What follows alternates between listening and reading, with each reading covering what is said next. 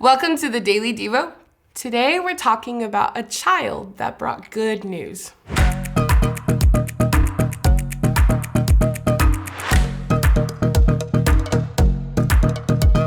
Back in 2003, my family went through an awful year.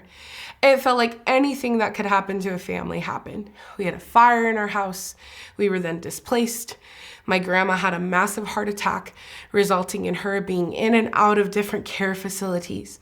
And my mom, who had a college student, a teenager, and an elementary kid at the time, also had a full-time job and was her primary caretaker, caring for her and trying to see her as much as she could because she was her mom. And in the midst of all of that, and lots of other things, my grandma ended up passing away. A few weeks later, my oldest nephew was born.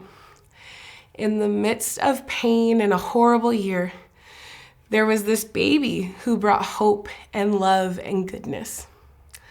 Our verse for today is Isaiah 9:6. For to us a child is born, to us a son is given, and the government will be on his shoulders, and he will be called Wonderful Counselor, Mighty God, Everlasting Father, Prince of Peace. So what's going on here in this passage? Over 700 years before Jesus was born, the prophet Isaiah wrote these words. He painted a picture of hope for people living in darkness, promising that a child, a savior, would come. This wasn't just any child. He would be a king who would rule with wisdom, power, love, and peace. The Israelites waited centuries for this prophecy to be fulfilled. They lived through wars, captivity, and silence, clinging to the hope of the promised Messiah. When we read Isaiah 9:6, we're reminded of God's faithfulness. Even when it seemed like nothing was happening, God was preparing the greatest gift of all, his son.